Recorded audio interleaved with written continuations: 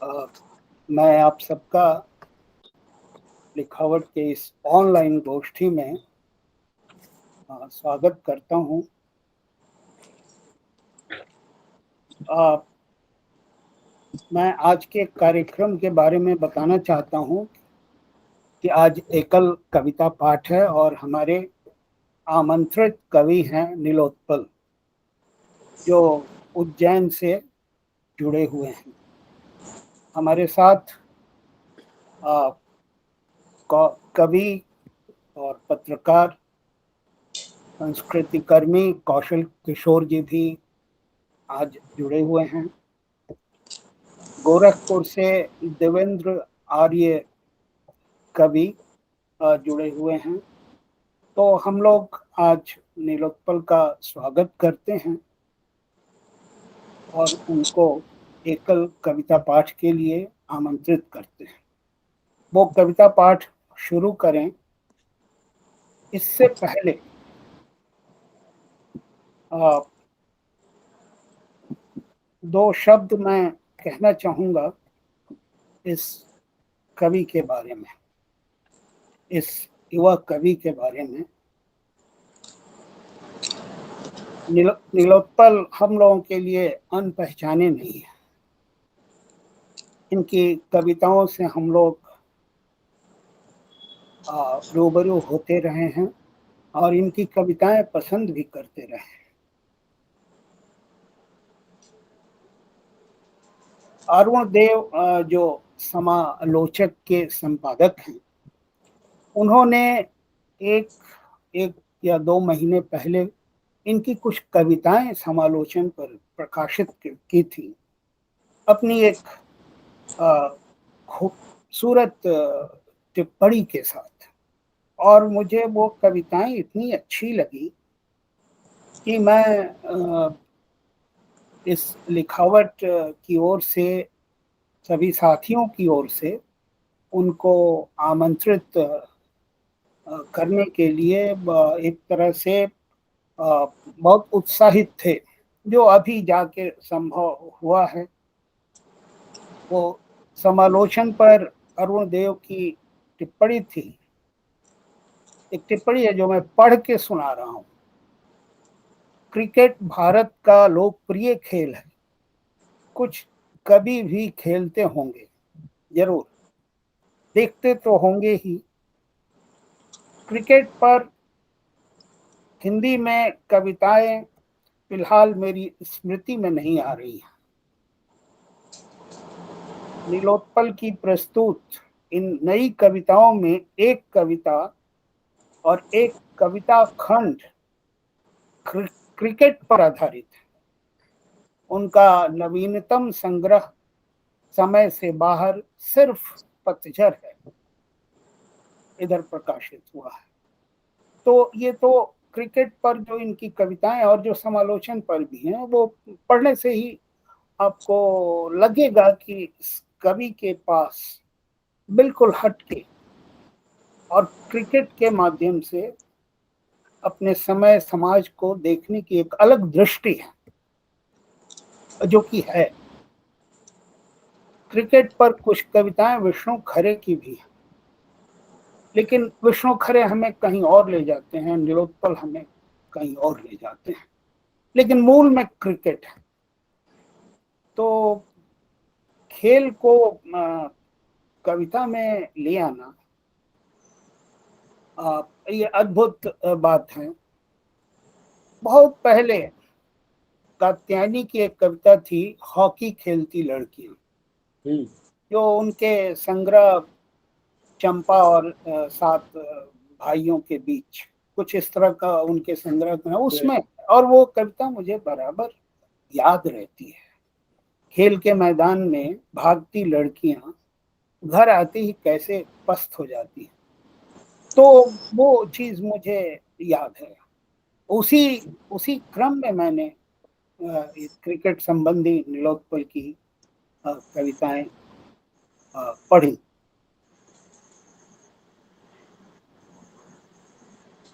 नीलोत्पल का जन्म मध्य प्रदेश के रतलाम में 23 जून 1975 को हुआ। उनके कविता संग्रह हैं, पहला कविता संकलन अनाज पकने का समय, ये भारतीय ज्ञानपीठ ने 2009 में प्रकाशित किया था। दूसरा संग्रह है पृथ्वी को हमने जड़ें दी, ये जयपुर के बोधि प्रकाशन ने छापा है। और तीसरा संग्रह जो हाल में कह सकते हैं कि हाल में ही आया है, समय के बाहर सिर्फ पतझड़ है, ये लोकोदय प्रकाशन से 2021 में आया है। आपको 2009 में विनय दुबे स्मृति सम्मान मिला है। विनय दुबे मध्य प्रदेश से आते हैं और एक बड़े कवि रहे। 2014 में इनको बागेश्वरी सम्मान मिला। उज्जैन में रहते हैं और वहीं से अपनी काव्य साधना को मूर्त करते हैं। तो यह तो एक संक्षिप्त टिप्पणी है जो एक कवि के बारे में कही गई, लेकिन दरअसल कवि का जीवन तो इतना फैला होता है कि उसको एक संक्षिप्त टिप्पणी में समेटा नहीं जा सकता।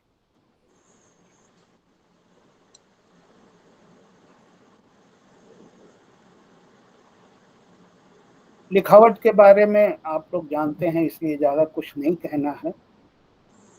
बस इतना ही बताना है कि 88 में इस संस्था की स्थापना हुई।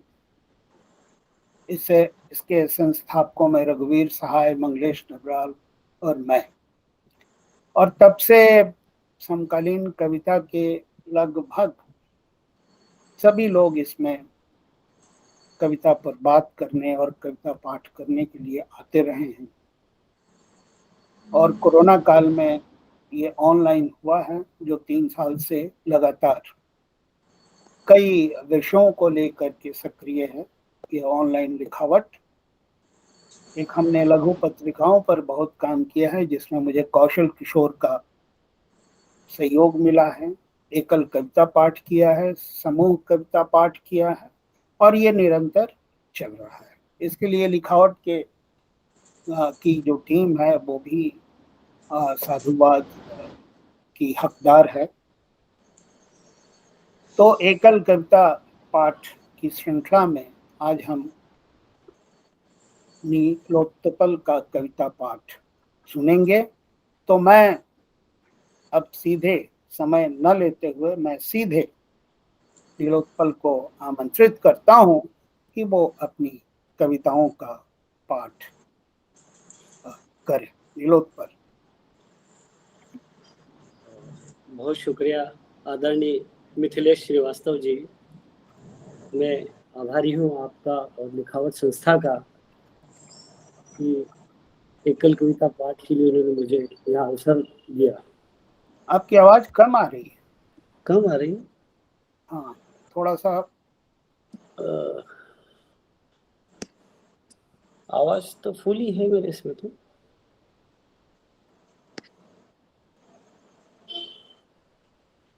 धीरे धीरे आवाज तेज हो जाएगी। हाँ हाँ, अभी पढ़ने दीजिए। हाँ अभी ठीक है? अभी आ रहा है बराबर आवाज? हाँ, ठीक है, आप पढ़िए शुरू करिए। जी जी, शुक्रिया। आदरणीय मिथिलेश श्रीवास्तव जी, देवेंद्र जी और कुशल किशोर जी, आप सभी का आभार और स्वागत लिखावट के इस मंच पर।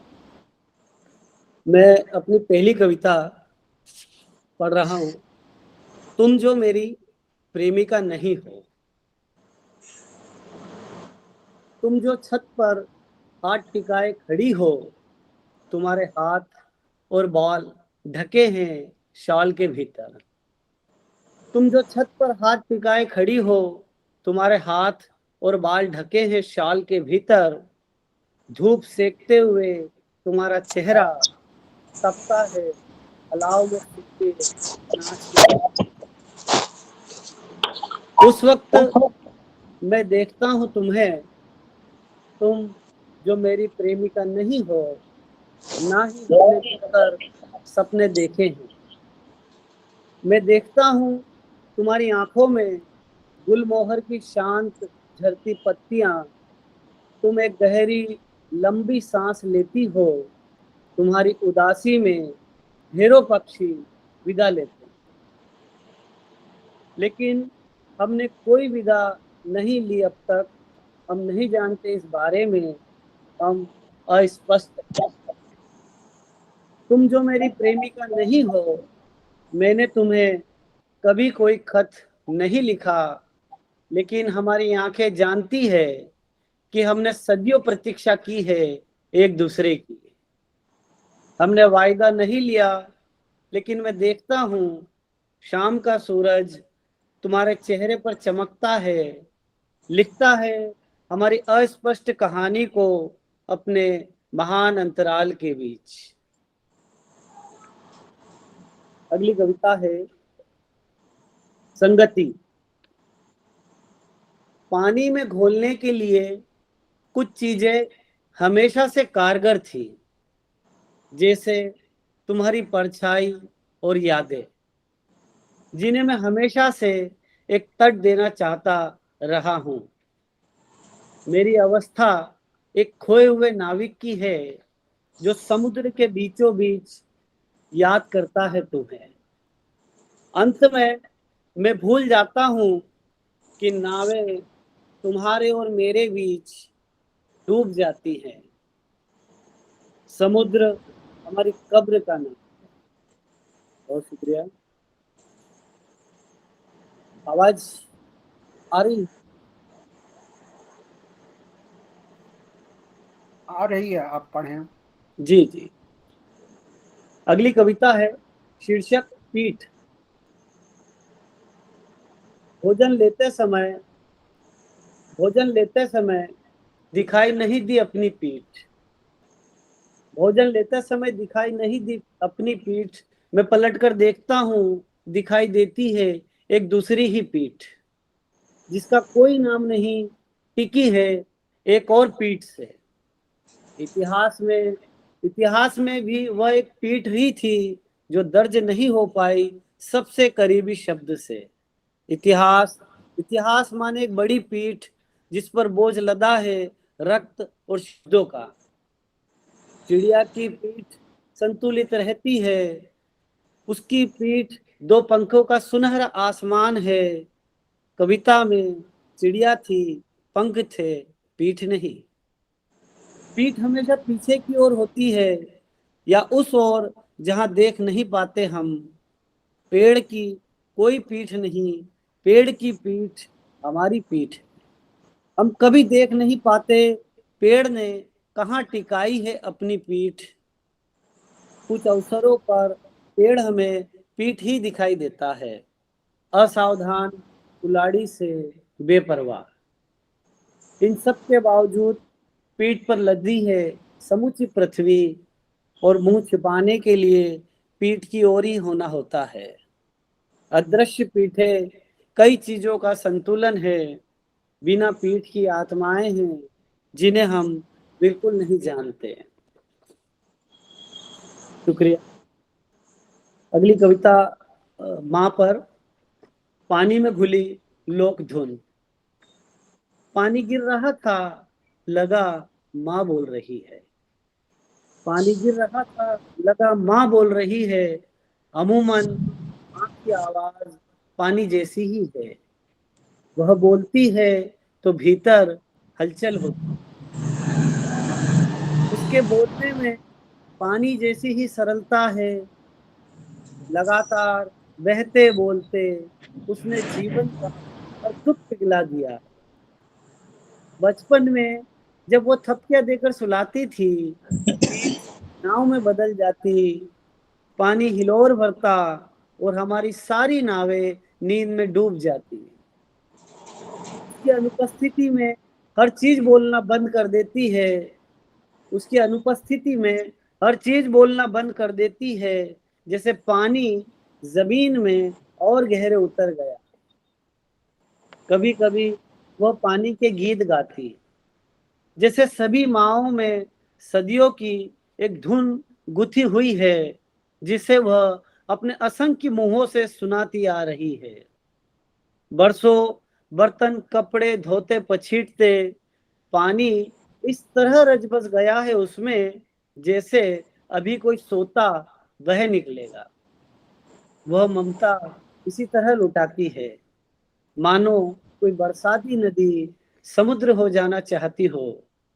माँ माँ पानी में घुली हुई कोई लोक धुन है। अगली कविता है। बहुत अभी सुंदर, आदरणीय बहुत मिथिलेश जी, शुक्रिया। अभी आदरणीय मिथिलेश जी ने क्रिकेट पर बात की। क्रिकेट में बैट्समैन के जितने तरह के शॉट्स हैं, उस पे कुछ पर एक शॉट्स पर ही कविता लिखी है। Cricketing shot.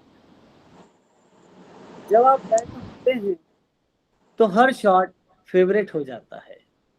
जब आप लय में होते हैं तो हर शॉट फेवरेट हो जाता है।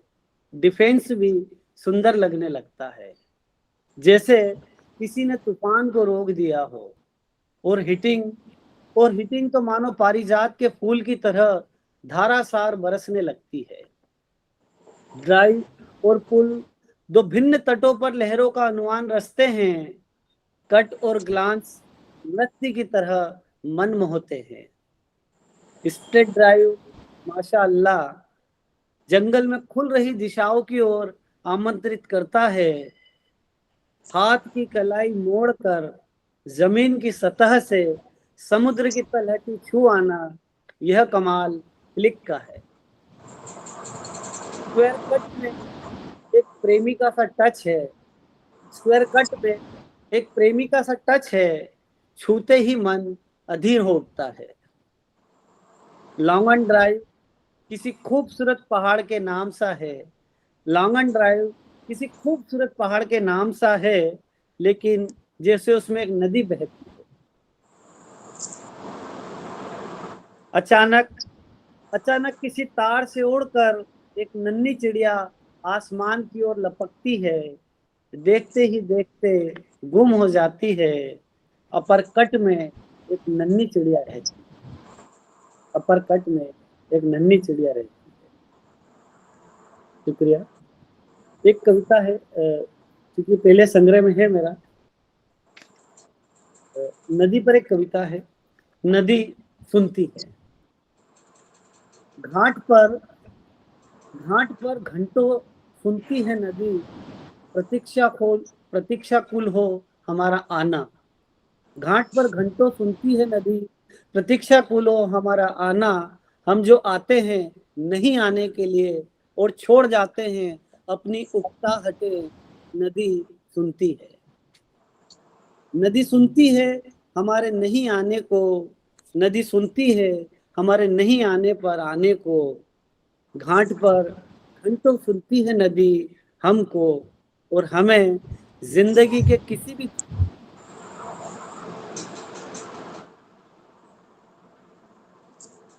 नदी का होना। नदी हमारे होने का जिंदा एहसास। नदी हमारे होने का जिंदा एहसास। ये कविता है, दूसरे संग्रह से है मेरे, पृथ्वी को हमने जड़ें दी है। सवाल यह है तुम किस चीज से बचाना चाहोगे दुनिया को। सवाल यह है तुम किस चीज से बचाना चाहोगे दुनिया को। हथियार से, बाजार से या प्यार से। हथियार अगर तुम्हारी जरूरत है खाली गुस्सा दुनिया नहीं, पता नहीं क्या बोल खुद को रही बचाना चाहते हो। हथियार अगर तुम्हारी जरूरत है तो तुम दुनिया नहीं खुद को बचाना चाहते हो। अगर तुम बच गए तो समझो तुम एक जंगल के बीच हो, जहां कटे पेड़ों के नीचे परिंदों की आंखों में बसा एक खूबसूरत सपना है। तुम चाहते हो उसे घर ले आया जाए, लेकिन जैसे ही छूते हो तुम वह टूट जाता है। तुम अगर बाजार को चुनते हो तो निश्चित ही जहां तुम दाव फेंकोगे तुम्हें अपने खरीदे अनेक प्रतिरूप दिखाई देंगे।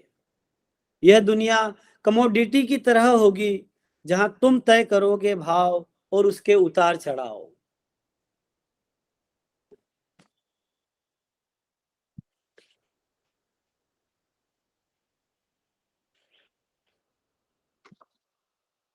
तुम्हारी जीत ही जीत होगी, तुम्हारी जीत ही जीत होगी, लेकिन जैसे ही सोचोगे तुम अपनी हार के बारे में मारे जाओगे।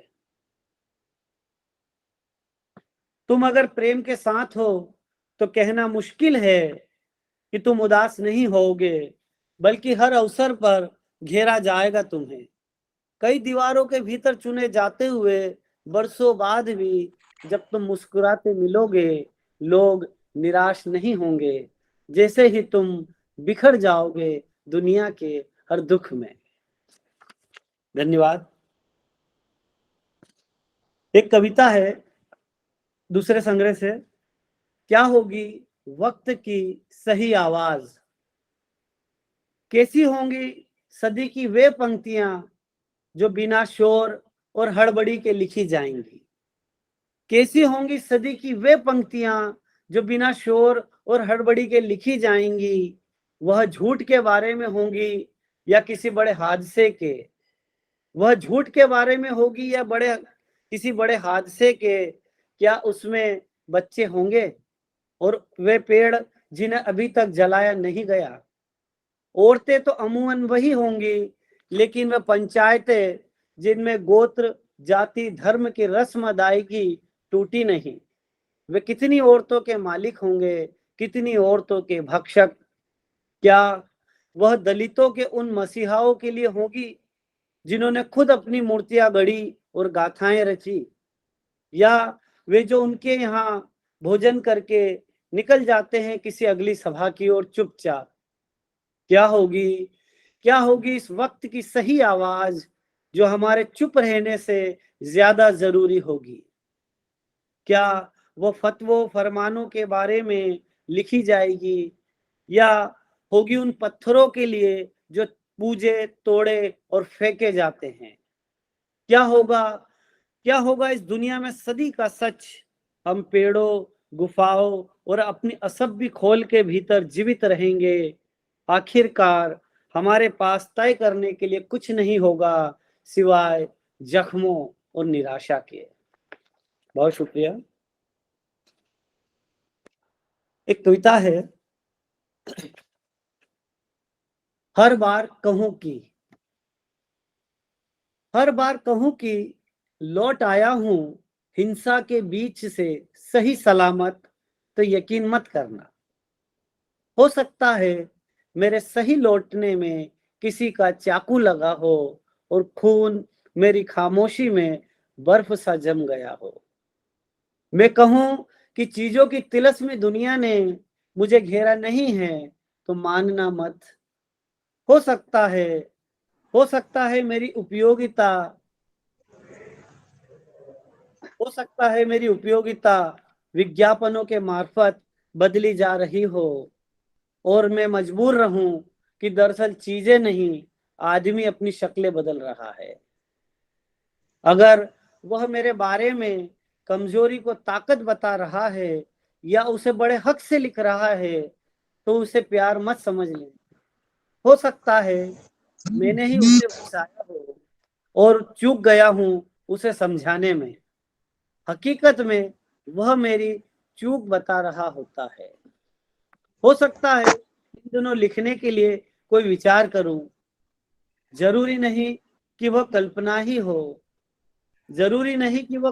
ही हो। हो सकता है किसी की दबी व्यथा हो, और आदतन तुम उसे पढ़ डालो कहानी या कविता की तरह।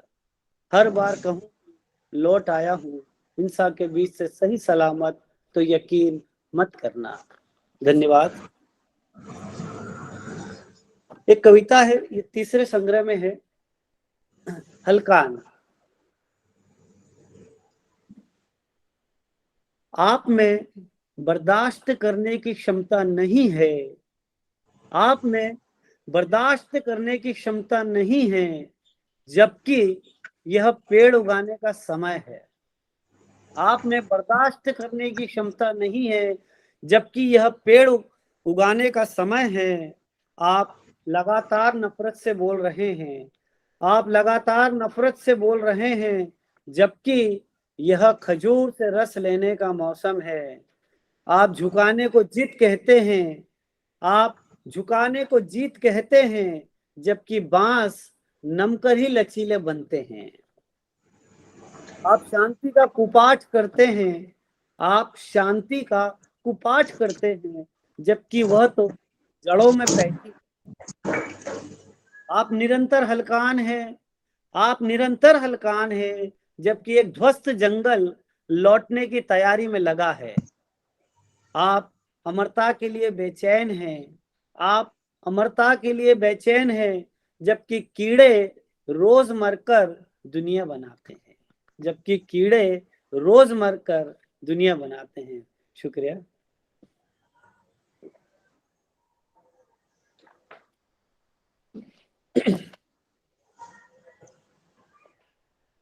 एक कविता है, शीर्षक है तर्क।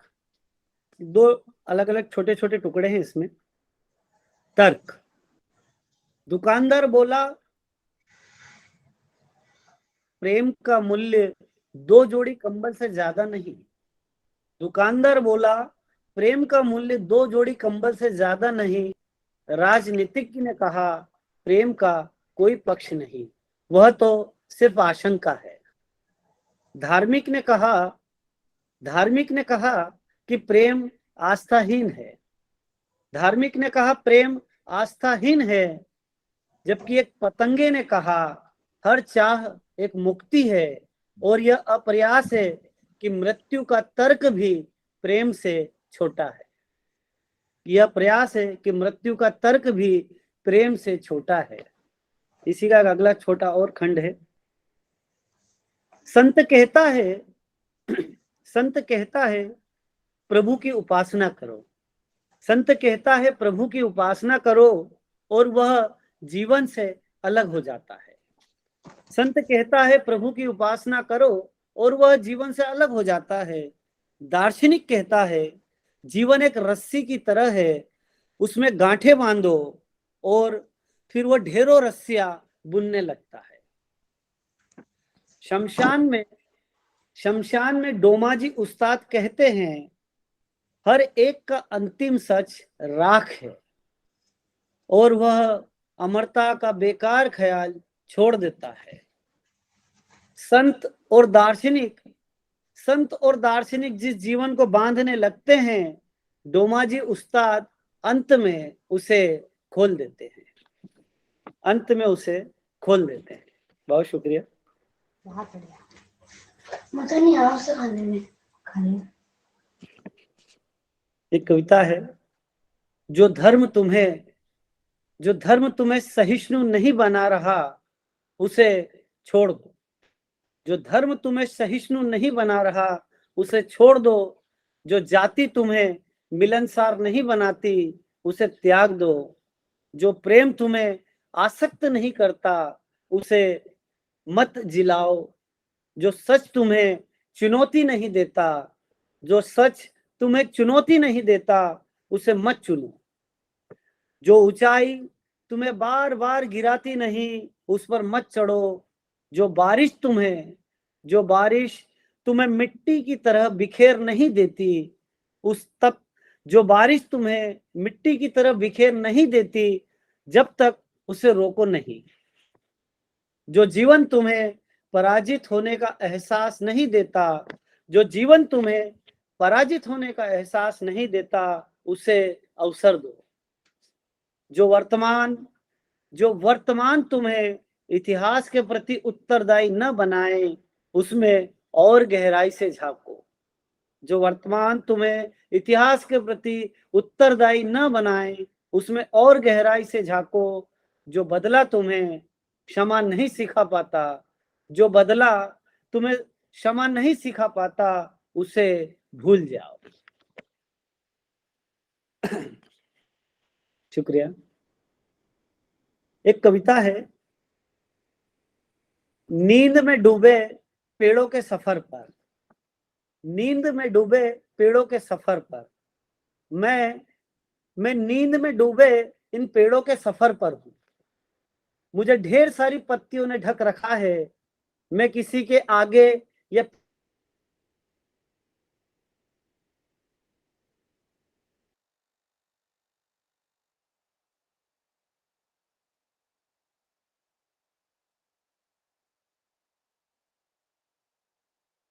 पाल के झरने तक फैला, हर नदी सांस लेती है, मैं ही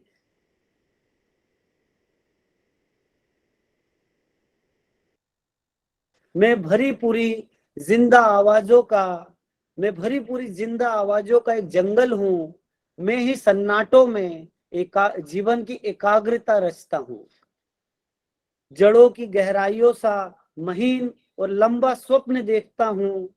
मेरी नींद अनंत सालों की साधना है, मेरी नींद अनंत सालों की साधना है। मैंने नींद में ही हवा रची है, मैंने नींद में ही हवा रची है। भटके रास्तों पर मैं ही संकेत की तरह जगह जगह उगाता हूं। मैं उस अंतिम दृश्य में भी मौजूद हूं जो आंखों के ओझल होने के बाद भी हवा की तरह लहराता रहता है। मैं नहीं जानता कि जीवन का अंतिम सफर कैसा होगा, पर उस सफर में भी हरेपन की रोशनी बिखेरता अपनी छाया की शीतलता से ढके रखूंगा कब्रों की शुष्कता को। मुझ में असंख्य स्पंदन है, देवदार, नीलगिरी, शमी, बर्च, बरगद, नीम, पीपल और इनकी अनगिनत आवाजें लिए लोगों के बीच सरलता से दाखिल होता हूं। अनेक तरीकों से अनेक बार गिरता हूं, मरता हूं, जिंदा होता हूं। यह श्रृंखला, क्रम, व्यापार, सिलसिला अनवरत चलता रहता है। बांस में फूकने पर जो लय बिखरती है, बांस में फूकने पर जो लय बिखरती है इस पृथ्वी पर, मैं उसी लय में गुथा हुआ तुम्हारा अंतिम श्वास हूं।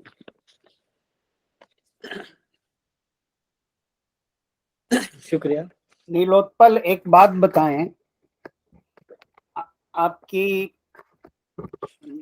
एक तो जी जी। वो हैंग हो रहा है बीच बीच में, उसको ठीक कर लें।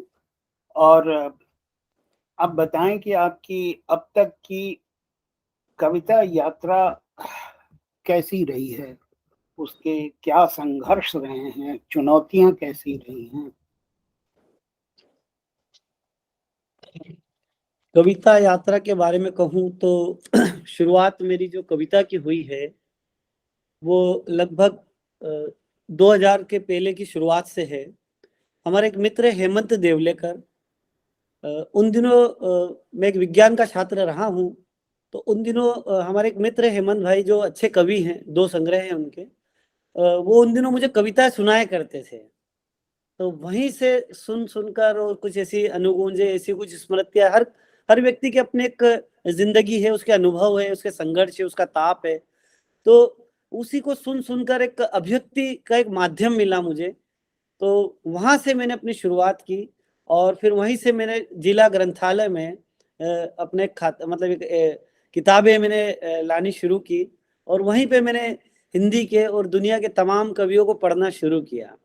और उसी दरमियान मेरा सौभाग्य है, उसी दरमियान हिंदी के बहुत महत्वपूर्ण कवि आदरणीय चंद्रकांत देवताले का सानिध्य मिला।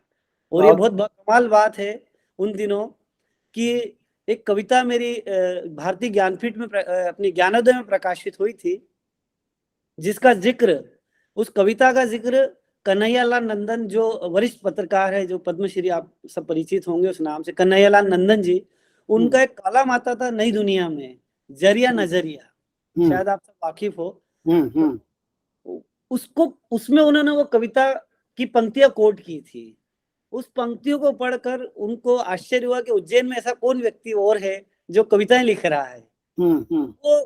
मेरे लिए बहुत अद्भुत दिन था कि वो घर आए मेरे और मुझसे मुलाकात की और मेरा मतलब वहाँ से हमारा परिचय शुरू हुआ और इसके बाद तो लगातार उनके साथ नियमित बैठक होती रही, उनसे बातचीत और सिलसिला चलता रहा। और यूँ कहूँ कि हिंदी कविता में जितनी भी मेरी यात्रा है, उसमें जो महत्वपूर्ण योगदान है देवताले जी का या हेमंत भाई का या अपने जीवन के संघर्ष में कहूँ तो मेरी माँ का, क्योंकि मेरे जीवन की सबसे बड़ी संघर्ष की जो ताकत है वो मेरी माँ है और आज भी है। उसका हर ताप, उसके हर तकलीफ, उसके हर दुख मेरे अपने हैं और उन्हीं ने शायद मुझे ये अभिव्यक्ति की ताकत दी हो, तो जो मैं कविता लिख पा रहा हूँ। तो इसी एक कन्वर्ट यात्रा शुरू हुई है और उसके बाद अभी बीते कुछ समय पहले 5-1 साल पहले हिंदी के एक और वरिष्ठ कवि आदरणीय नरेंद्र जैन, आप सब परिचय से सुपरिचित नाम है, आज भी उनसे मुलाकात हुई है। आज सुबह ही विष्णु नागर जी घर आए थे और एक बहुत आत्मीय मुलाकात हमारी उनके साथ रही। और नरेंद्र जैन को तो मैं एक यायावर कवि कहता हूँ अपने, जो मेरी अपनी दृष्टि है उनको देखने की, तो उनसे बहुत सीखने को मिला। जैसे कहते हैं ना, कविता में जितने भी हमारे गुरु हैं या जितने भी हमारे कवि हैं, वरिष्ठ कवि है या नए भी कह ले, सीखना तो सभी से होता है। तो उनसे भी एक हमारे जीवन में एक अनुभव जुड़ा कि यात्राओं को भी कैसे देखा जाए। तो नरेंद्र जैन भी मेरे कविताओं में इस तरह से शामिल होते हैं। तो हर एक की कविता में मुझे लगता है कि एक कवि कहीं ना कहीं उसमें मौजूद रहता है, अपना प्रिय कवि तो रहता ही है। और इसके अलावा विदेशी कई कविताओं को मैंने पढ़ा है। पाब्लो नेरुदा का मैं बहुत अत्यधिक उनका प्रशंसक हूँ, उनकी कविताओं का। और हम सब जानते हैं कि वो एक पूरे विश्व के बड़े कवि हैं। और शायद मुझे ऐसा लगता है किसी ने उनके बारे में कहा भी है कि वो धरती के सबसे बड़े कवि हैं। तो ऐसे ही बस पढ़ के अपने जो बड़े बड़े गुरु हैं, तो उन सबका शुक्रिया अदा करते हुए उन सबका कुछ न कुछ अनुभव उनका लेकर बस इस तरह से कविता अगली कविता पढ़ें। जी जी हम फिर एक दो बातें आपसे पूछेंगे। और मैं ये बता दूं कि हमारे साथ ज्योति पारिक जुड़ी हुई हैं, जी जी, जो आज मॉडरेशन करने वाली थी, लेकिन कुछ व्यस्तताओं की वजह से वो समय पर हाजिर नहीं हुई।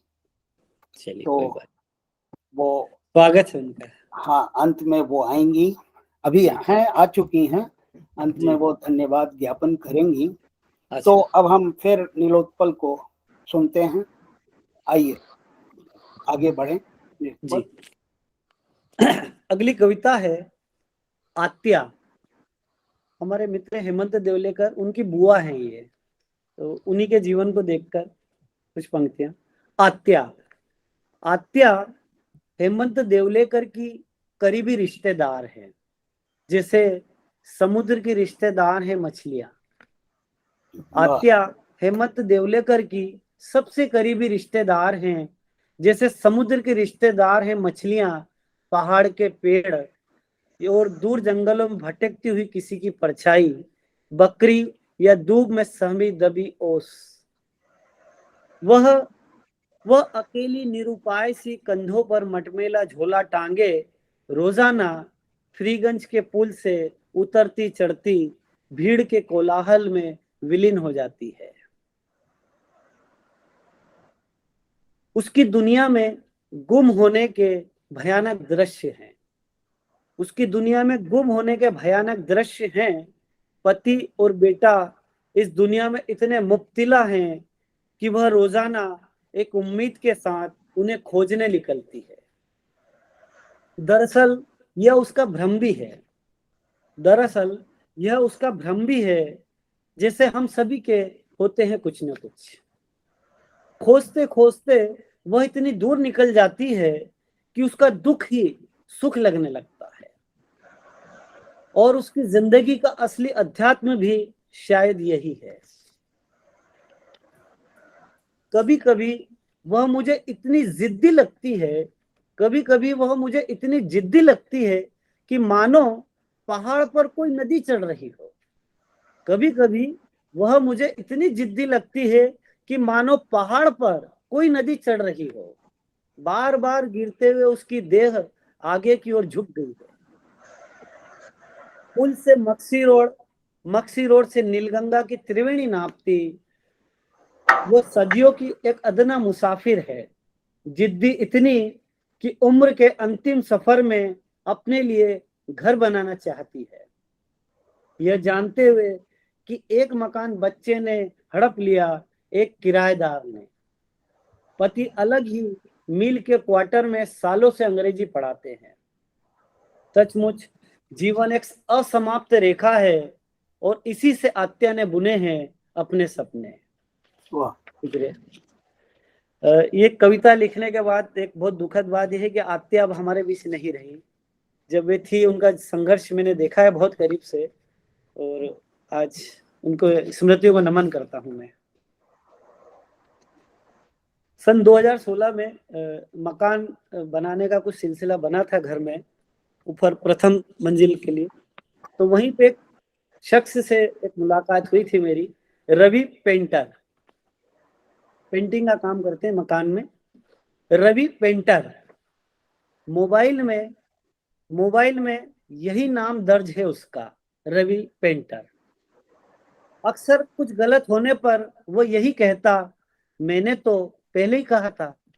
अक्सर कुछ गलत होने पर वो यही कहता, मैंने तो पहले ही कहा था, यह जानते हुए भी कि उसने पहले कभी कहीं और कहा होगा, मगर यह दोहराए जाने में ऐसा लगता है जैसे कोई पिता अपने बच्चों की गलती पर उन्हें डांटते हुए कहता है, मैंने तो पहले ही कहा था। खैर, 2016 में घर के निर्माण के समय ठेकेदार ने पहली बार रवि पेंटर से परिचय कराया। यह परिचय इतना साधारण था कि उसकी कद काठी के अलावा मैं ठीक से कुछ समझ नहीं पाया। काम करते हुए वह लहराते बादलों सा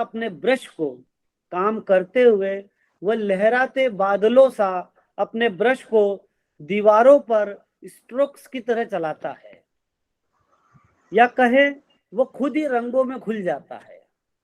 मगर जैसा कि साधारण लोगों की पृष्ठभूमि में कोई ताब नहीं होता, वो वैसे ही होते हैं जैसे कोई टूटा हुआ पत्ता अपनी पहचान खो देता है।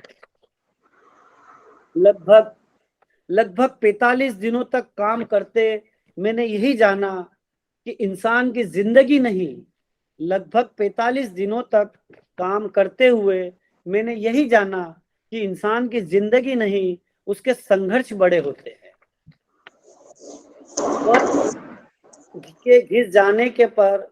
वह एक परत के घिस जाने पर पुट्टी की दूसरी परत चढ़ाता है, एक दुख के पूरा होने पर कोनों को इस तरह छिपाने का प्रयास करता है ताकि उसे फिर से पहचाने जाने की कोई उम्मीद नहीं बचे। काम से घर, घर से काम, दोनों को इस खूबसूरत झूठ के साथ साधता है कि झूठ ही उसकी जरूरत लगने लगती है, या उसने इतने झूठों का इजाद कर लिया है कि वह दीवार को नहीं, जीवन को ढेरों रंग से रोगन कर रहा है। बिना सीजन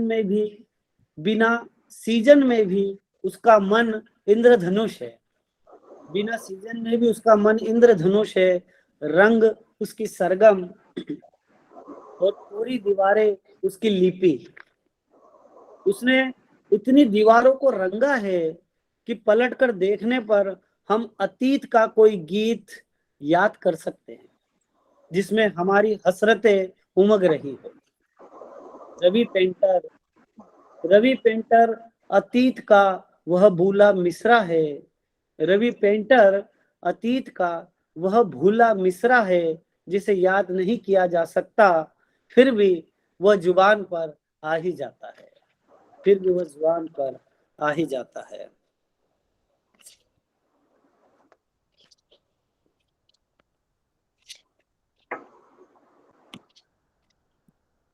एक कविता है, यात्रा। मुझे अपनी इस यात्रा में ज्यादा कुछ नहीं कहना है, मुझे अपनी इस यात्रा में ज्यादा कुछ नहीं कहना है, बस मैं चुप रहना चाहता हूँ।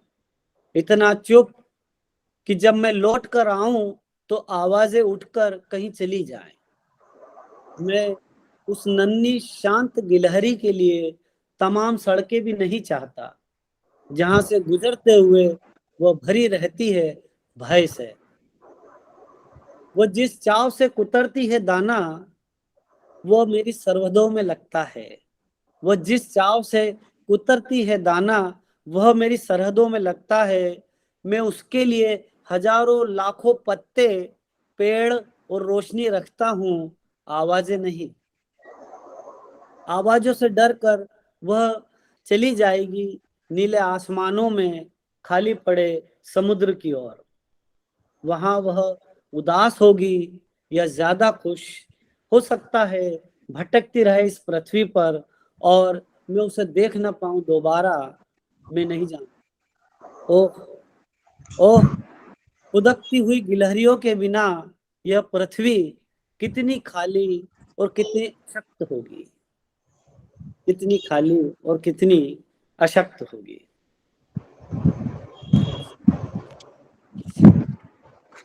बीते दिनों बुलडोजर की हमारे हिंदुस्तान में बहुत चर्चा है। बुलडोजर, उसी पर एक कविता है।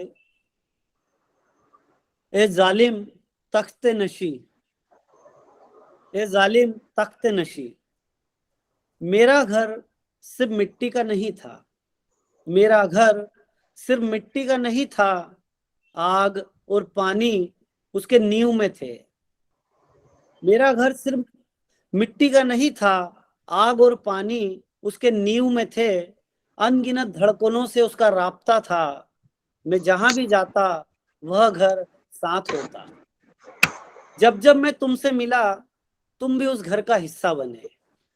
जब जब मैं तुमसे मिला, तुम भी उस घर का हिस्सा बने। बांस की अनुगूंज के सहारे, बांस की अनुगूंज के सहारे घर के लिए मचान बनाई।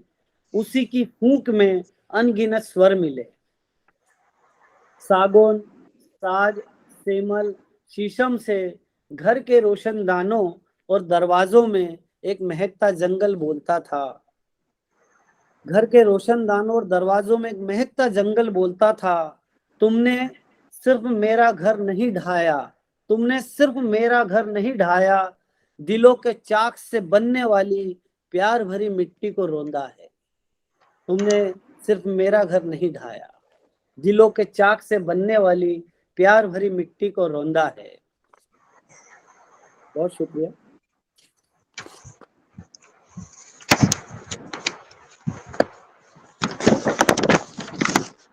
विलोकपाल जी लिखावट का मोटो है, अच्छी कविता से अच्छा कुछ नहीं। जी हाँ, आपने पढ़ा होगा। जी, बिल्कुल। इसके बारे में कुछ आप कहना चाहेंगे? जैसे अच्छी कविता से अच्छा कुछ नहीं। अच्छी कविता से तात्पर्य ये भी है कि जीवन भी अच्छा है, जीवन भी अच्छा होता है, सृजनात्मक होता है, रचनात्मक होता है। और कविता की संगत, जैसे हम सब जानते हैं कि कविता जो है, जैसा हमारे धूमिल इतने बड़े कवि कहे गए हैं कि कविता जो आदमी होने की तमीज है भाषा में, तो वह तमीज हम पा ले, इससे बेहतर, इससे बड़े आवाज शायद ही कुछ हो सकती है संसार में। कविता हमारे भीतर एक करुणा का काम करती है, मानवीय संवेदना का काम करती है, और मनुष्य का जो एक दूसरे का जो सह यात्रा है, जो साझा है, जो प्रेम है, उसको एक करने का काम करती है। तो मुझे लगता है संसार में कविता की संगत हमेशा बनी रहनी चाहिए। और लिखावट अगर ये काम कर रहा है, ये मंच अगर ये काम कर रहा है, तो हम सब के लिए वाकई में बहुत बेहतर बात है कि ये इस काम को इसकी निरंतरता बनी रहे। और ये मैं शुभकामनाएं आपको और तमाम उन साथियों को जो लिखावट से जुड़े हैं उन सबको देना चाहूंगा। नागेश्वर भाई का स्वागत है। शुक्रिया। माफी चाहूंगा, मेरी मीटिंग जस्ट खत्म हुई थी, मुझे बहुत काफी अच्छा लगा सुनकर। आप आगे पढ़ें। जी जी। एक कविता है, पृथ्वी अलय पर अधिक सुंदर है। कोई लय नहीं एक टूटे हुए क्रम में, शेल्फों में जमी क्रमबद्ध पुस्तकें दर्ज होती है सबसे अंतिम सूची में। कोयला किताबों से ज्यादा गर्म नहीं होता, कोयला किताबों से ज्यादा गर्म नहीं होता। थूकते हुए जीभ सूख जाती है, थूकते हुए जीभ सूख जाती है, धरती गीली नहीं होती। एक बूंद आंसू पृथ्वी को नमकीन बना देता है। पृथ्वी अलय पर अधिक सुंदर है। सिर्फ पत्थर ही है जो बताते हैं टूटने की सहनशीलता, सिर्फ पत्थर ही है जो बताते हैं टूटने की सहनशीलता। उनके ढले नए आकार में कोई आदर्श नहीं होता, बल्कि सारे अलिखित टुकड़ों का नए सिरे से पुनर्सृजन है। शुक्रिया।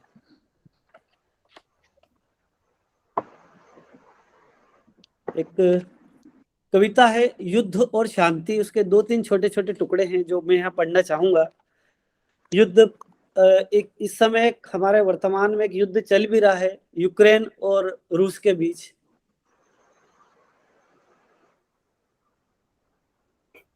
युद्ध को लेकर मेरी सामान्य समझ हमेशा यही कहती रही है कि दुनिया में अब तक जितने भी युद्ध हुए हैं वे इतने गैर जरूरी या कह लें कि हमारी मानवीय चेतना अब तक उस स्तर को नहीं छू पाई है जो इन तमाम युद्धों को खारिज कर दे। तो मेरी जितने भी युद्ध हुए इस धरती पे आज तक, चाहे वो देवताओं ने लड़े हो चाहे मनुष्यों ने लड़े हो, मैं उसको एक सिरे से खारिज करता हूँ और मैं उनका किसी भी रूप में हिस्सा नहीं बनना चाहता, नहीं मैं बनना चाहूंगा। इसलिए मैं बुद्ध की उस बात की और हमेशा ध्यान रखता हूँ, अहिंसा परमो धर्म। मुझे लगता है इस संसार में ऐसी कोई चीज नहीं है जो मनुष्य के विवेक से बड़ी हो। मनुष्य का विवेक अगर युद्ध या गुस्से या अहंकार से हार जाए तो मुझे लगता है अभी हमारे मनुष्य होने में समय बाकी है। फिर इसी बात को लेते हुए जिन्हें युद्ध चाहिए अंत में मारे जाते हैं, जिन्हें युद्ध चाहिए अंत में मारे जाते हैं, जिन्हें युद्ध नहीं चाहिए अंत में वे भी मारे जाते हैं। जिन्हें युद्ध चाहिए अंत में मारे जाते हैं, जिन्हें युद्ध नहीं चाहिए अंत में वे भी मारे जाते हैं। युद्ध के बाद कोई उम्मीद नहीं बचती। इसके छोटे छोटे टुकड़े, एक छोटा और टुकड़ा है, हर युद्ध पिछले युद्ध की तरह अंतिम और निर्णायक घोषित किया जाता है। यह हमेशा सुनते हैं हम कि अब इसके बाद शायद अब जरूरत न हो। हर युद्ध पिछले युद्ध की तरह अंतिम और निर्णायक घोषित किया जाता है। पिछली बार की तरह शांति और समझौतों पर बहस होती है। शहीदों की संख्या और उनके शौर्य के किस्से लिखे जाते हैं। शहीदों की संख्या और उनके शौर्य के किस्से लिखे जाते हैं। लोग जिन्हें युद्ध और सिनेमा में लगभग समान दिलचस्पी रहती है, अंत में ऊब कर अपनी सीट छोड़कर बाहर निकल जाते हैं। जिन्होंने देश में एक बात बहुत तेजी से फैल रही है कि देश बचाना है, देश एक करना है, तो उसी पर एक छोटी सी बात। सिर्फ देश कहने से देश नहीं बसता, सिर्फ देश कहने से देश नहीं बसता, लोगों के बीच जाकर हाँकना और कहना कि देश आज सुरक्षित है वह नहीं बचता। वह पड़ोसी को कोसने से भी नहीं बचता, वह पड़ोसी को कोसने से भी नहीं बचता। सचमुच देश एक धागा है, सचमुच देश एक धागा है जो आदि से अंत तक हमारे आंसू, पसीने, प्रेम, दोस्ती, शांति और भावनाओं में गुथा हुआ है। देश अपने तट पर हिलता मस्तूल है जिसे हर हाथ ने थाम रखा है। देश अपने तट पर हिलता मस्तूल है जिसे हर हाथ ने थाम रखा है।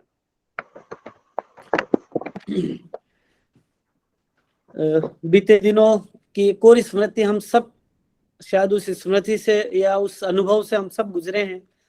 कोरोना काल की एक वो अनुभव है, हम सब ने देखा है कि लॉकडाउन के दरमियान एक मजदूर वर्ग है, एक श्रमिक वर्ग है, जो किस तरह परेशान रहा, पीड़ित रहा और कितना मतलब दुखी रहा।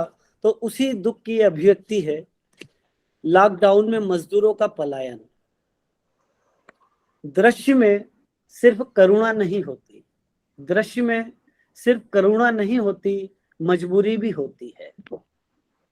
बेबसी का यह आलम इतना लंबा और कठिन है कि इसे नापने या समझने के लिए यातना और दुख के पहाड़ की एक दुर्गम यात्रा करनी पड़ेगी। यह कोई शुरुआत नहीं है, यह मृत्यु की प्रतीक्षा भी नहीं है। त्याग दिए जाने या छोड़ दिए जाने के बाद यह एक ऐसा अवसाद और उदासी है कि हम एक बड़े निचाट में उनके लौटने की एक असंभव राह देखते हैं, जबकि रात के अंधेरे से गुजरते हुए वे इतने संगतकार हो गए हैं कि उनके पदचाप भी सुनाई नहीं देते। वे एक हैं, हजार हैं या असंख्य, वे एक हैं, हजार हैं या असंख्य। मुझे सिर्फ एक ही आवाज सुनाई देती है, उन्हें घर लौटना है। सारी आवाजें चुप हैं, सारी आवाजें चुप हैं। समूची पृथ्वी पर सिर्फ यही गूंजता है, उन्हें घर लौटना है। हम देखकर अनुमान नहीं लगा सकते कि उन्हें किस बात की जल्दी है। हम देखकर अनुमान नहीं लगा सकते कि दरअसल उन्हें किस बात की जल्दी है। ऐसा लगता है जैसे भीषण गर्मी में वे जीवन की इस निस्तब्धता को उनकी असंख्य परछाइयां ढक देना चाहती हो।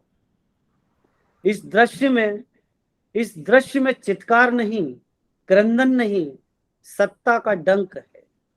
इस दृश्य में चित्कार नहीं, क्रंदन नहीं, सत्ता का डंक है। सत्ता को पता है गरीबों के लिए न्याय सबसे अंत में होता है।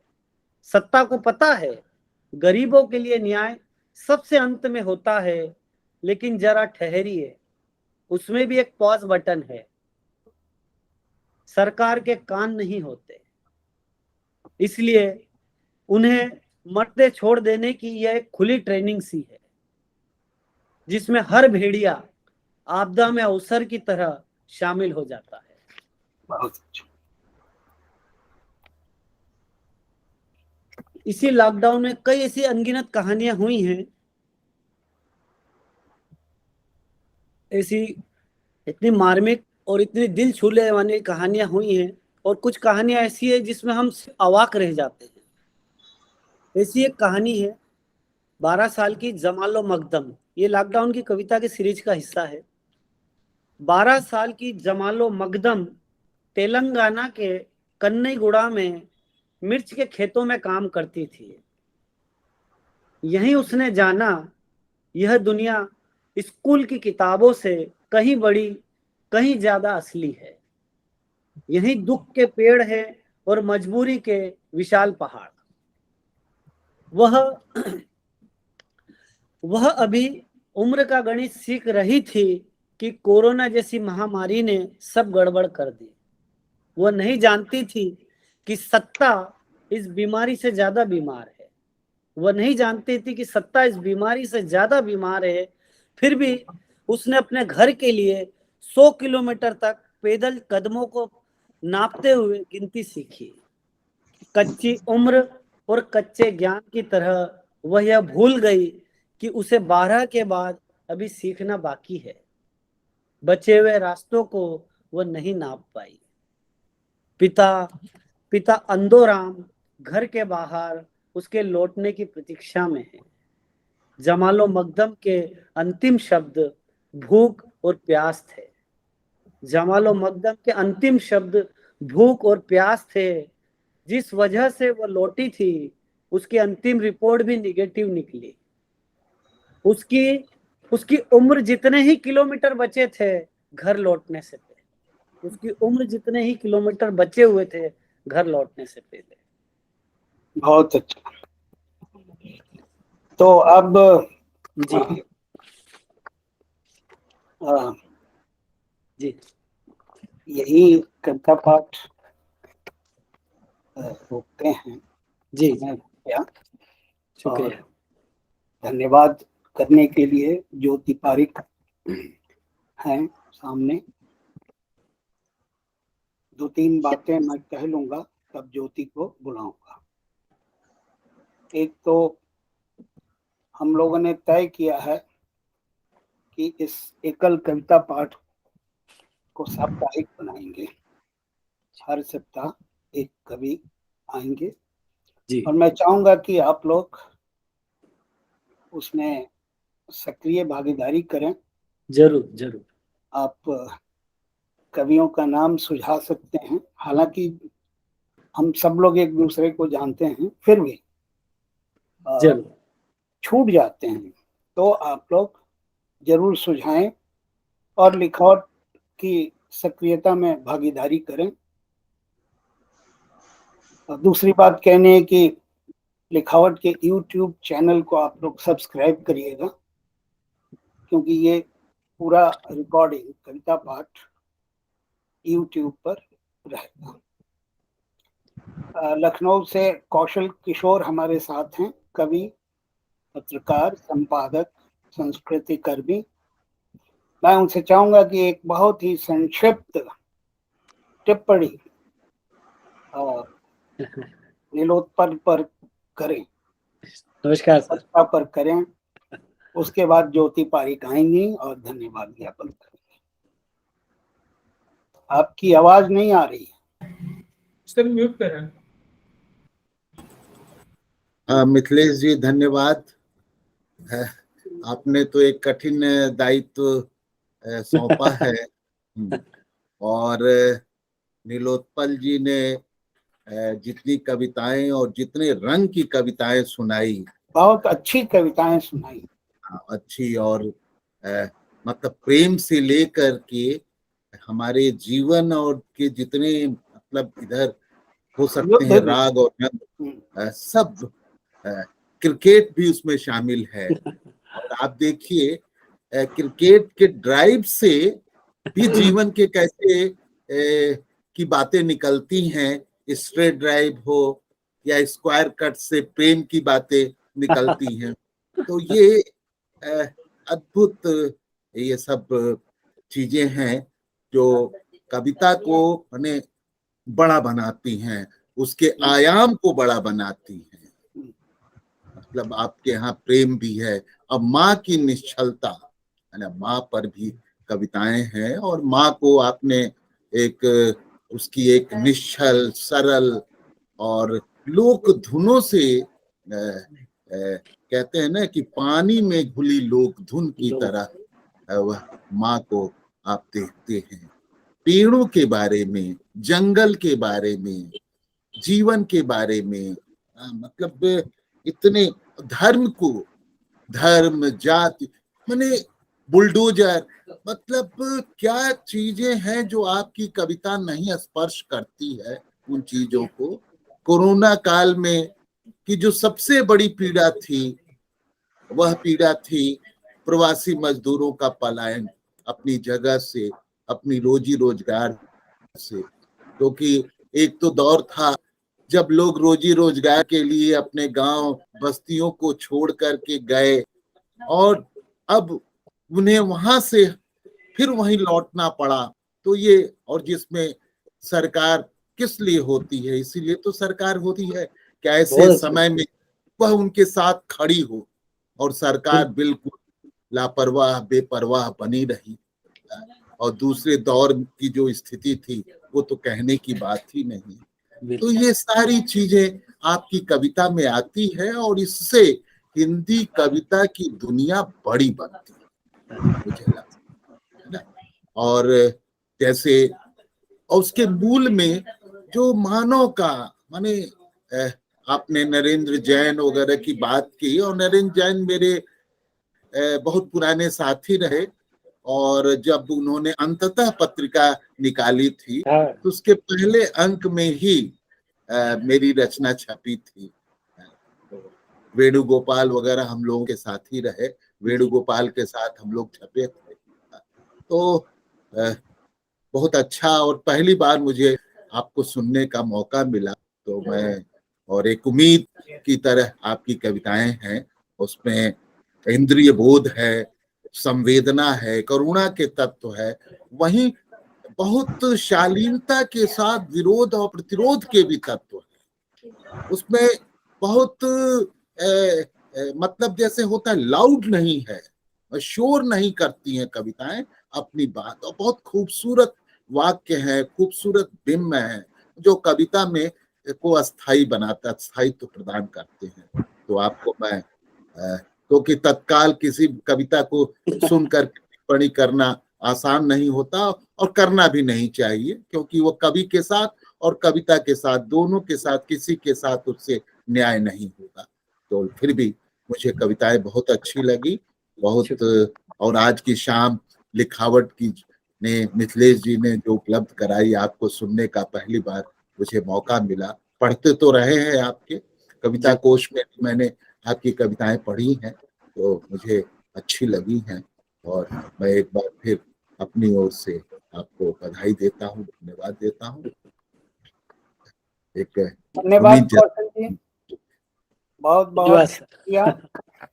अब मैं ज्योति पारिक को आमंत्रित करता हूँ कि वो एक धन्यवाद ज्ञापन करेंगी। ज्योति पीएचडी की छात्रा हैं और संचार माध्यमों में लगातार काम कर रही हैं, दूरदर्शन हो, रेडियो हो, और बहुत ही युवा और ऊर्जा से भरी हुई। तो मैं, और जयपुर से जुड़ी हैं, तो मैं ज्योति को आमंत्रित करता हूं कि वो धन्यवाद ज्ञापन करें।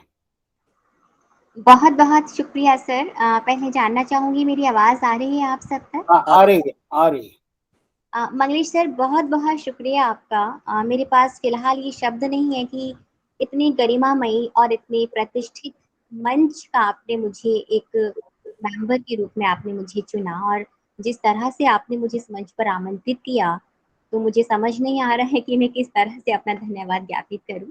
नीलोत्पल सर को मैंने आज पहली बार सुना, पढ़ती मैं अक्सर रही हूँ। आपकी मैंने युद्ध और शांति वाली जो कविताएं हैं, मेरा सौभाग्य है कि आज आपसे खुद से मेरा सुनना हुआ, आपकी ज़बानी मैंने सुनी है। तो सबसे पहले तो मैं प्रभु से ये याचना करूंगी कि इस ग्रुप में, इस लिखावट संस्थान में, इस ग्रुप पे जितने भी लोग मौजूद हैं, इन सबसे योग्य संवाद की मैं संवादी बन पाऊं, ये मेरी प्रभु से याचना रहेगी। आप अग्रज हैं, अपने अपने क्षेत्र में आप इतने माहिर हैं, और नीलोत्पल जी ने आज जो कविताओं के रंग दिखाए हैं, तो ये सिद्ध हो जाता है कवि अपने आप में एक विराट व्यक्तित्व होता है। काफी कुछ तो कौशल सर ने भी बता ही दिया, लेकिन मेरे मन में आ रहा है आपको सुनकर के कि 2009 में भारतीय ज्ञानपीठ के साथ अनाज पकने के समय से लेकर समय के बाहर सिर्फ पतझड़ है तक आपने अपने भीतर कई मौसमों को रचा है, और मौसमों को रचने की ये यात्रा आपकी इतनी लंबी और इतनी मजबूत है कि हर मौसम के रंग इतने गहरे हैं, जो आपकी जितनी पुस्तकें छुपी हैं उनके साथ साथ जिन आप आज श्रोताओं ने सुना है, मेरे मन पर, और मुझे लगता है कि हर श्रोता मन पर इन रंगों ने अपनी गहरी छाप छोड़ी है। आप सन्नाटों में जीवन की एकाग्रता की बात करते हैं, खामोशी के जो गहरे अर्थ हैं वो गाहे बगाहे आपकी कविताओं में इस तरह से गुनगुनाते हैं, ये गुंजन मुझे बहुत देर तक सुनाई पड़ती रही। आप कहते हैं कि जो धर्म सहिष्णु नहीं बनाता उसे छोड़ दो।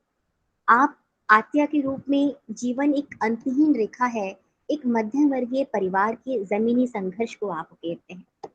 सिर्फ देश कहने से देश नहीं बनता, देश को हर हाथ में थाम रखा है। इतने रंग, इतने जलवे आपने अपनी कविताओं में दिखाए हैं, और मैं कहना चाहूंगी कि फर्श से उठते हुए अर्श तक हवा का एक भी झोंका ऐसा नहीं है जिसने कविताओं के रूप में आपने जिनको शब्द नहीं दिया। तो मैं निशब्द हूँ।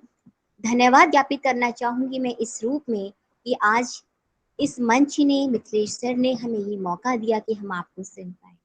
मैं उम्मीद करूंगी कि हम आपको एक बार फिर सुने और फिर सुनकर कहें कि हम आपको बार बार सुने, क्योंकि सर ने मुझे यहाँ आभार व्यक्त करने के लिए आमंत्रित किया है। और मैं सर से कहूंगी, सर आप मुझे कभी आमंत्रित ना करें, आप मुझे आदेश दें।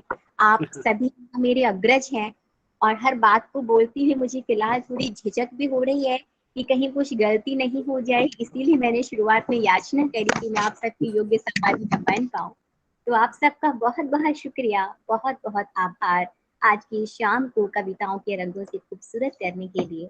और हम उम्मीद करेंगे कि अपनी अपनी सक्रियता से हम इस मंच को और ज्यादा मजबूती दें। अभी सर ने कहा कि हम कवियों को जोड़ें, आप मुझे सिर्फ पाठक के रूप में रखिएगा। मुझे सुनना बहुत अच्छा लगता है, मुझे पढ़ना बहुत अच्छा लगता है और कवियों के लिए श्रोता का होना बहुत जरूरी है और श्रोता के रूप में हमेशा मौजूद रहूंगी। तो आप सब बहुत बहुत शुक्रिया आज की शाम को खूबसूरत बनाने के लिए। हम फिर मिलेंगे, तब तक आप सबका इंतजार रहेगा। Thank you so much. शुक्रिया।